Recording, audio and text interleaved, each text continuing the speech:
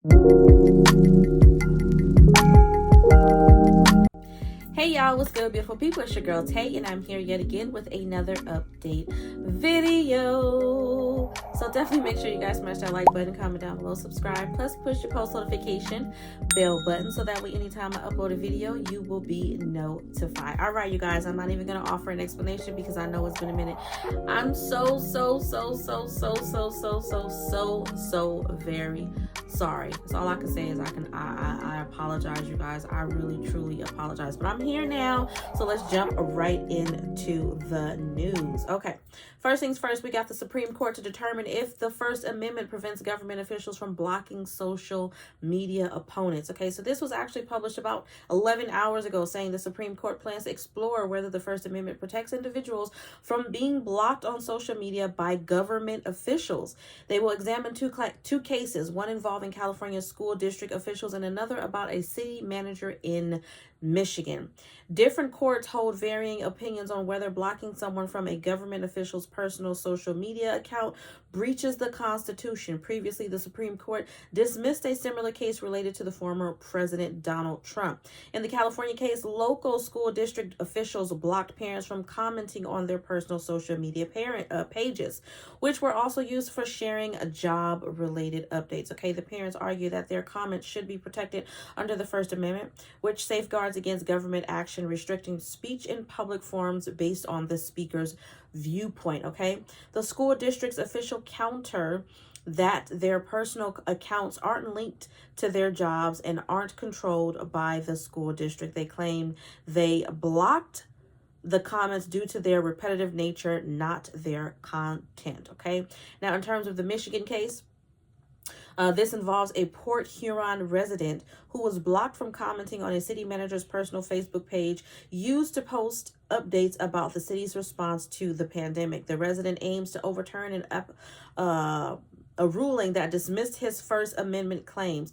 The court concluded that the city manager wasn't engaging in state action when blocking the constituent, since the Facebook page was linked to his personal account, not the office of the city manager. These cases illustrate differing opinions known as a circuit split on when the First Amendment prevents a government official from blocking social media users from commenting on their personal pages. Okay, I was a little bit confused about what they were talking about. So they're talking about on their personal pages. So I'm not really sure about the actual government, any government officials official pages or whatever, because I've never actually tried to comment on those. For example, like I've never tried to comment on Nancy Pelosi's official page or whatever. I don't even know if that is allowed. Okay, but it seems like they're referring to personal pages, and so they're trying to decide whether or not it is a breach of the First Amendment to block someone, a constituent like myself, from commenting on a government official's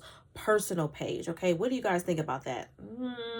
I think honestly, I feel like if it's social media, it's social media. I feel like social media in general gives you the option to block people. So if you feel affected or harmed or offended or whatever the case may be by something that someone is putting on your social media page, just block them. Trust me, you guys wouldn't believe how many people I've actually blocked from YouTube alone because of the comments that they have made, things that they have said, and I just don't want to deal with it. So I don't think that it's that much of a big deal for them to be going to court about it. You know what I mean? I feel like people have nothing better to do with their lives sometimes than to go and to troll other people's social media accounts and talk smack. It's really not that big of a deal to me, honestly. I feel like it's just not that big of a deal. It really isn't. I don't really know what the big deal is either way. Okay. It's very rare that I'm blocking anybody on social media. I don't get horrific comments very often, but you guys have seen them. You guys, my loyal subscribers, have seen people come on here and say things that are not so nice. You know what I mean? And even still, it hasn't gotten nowhere near as bad as I know it can get. So I guess it just depends on the person, but y'all let me know. Comment down below. Let me know if you think that that is actually an issue that needs to be taken care of or no. I don't know. Moving on from that. Hold on one second. We've got a proposal that would give families up to $3,600 each year in California. Now, this is new. When I first initially read this, This says in California. Let me read it a little bit more because sometimes these titles can be a little bit misleading. So hold on before I start talking. President Biden is calling for the restoration of the full child tax credit in 2024 budget. This new proposal would expand the credit from $2,000 per child to $3,000 per child for children 6 years and above, and to $3,600 per child for children under the age of 6.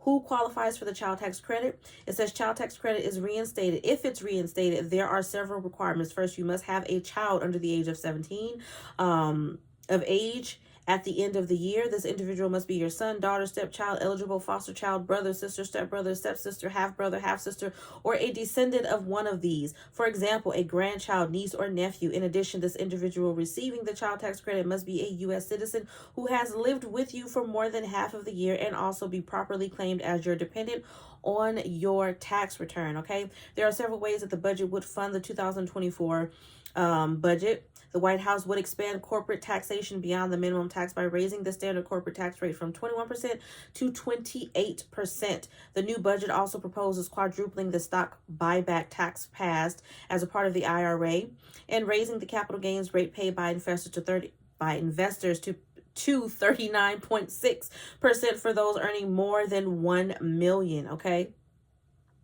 what do y'all think?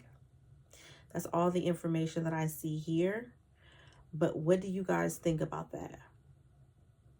I've spoken about this before. I think that it would definitely be a good thing. I thought that it was useful when they did it during the pandemic to allow people to have that. Now, whether or not they're going to bring it back under the same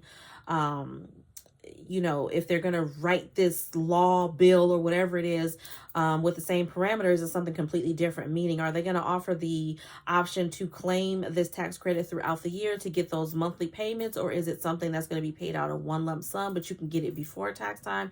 All of that information still needs to be worked out, obviously, because it's not being talked about here.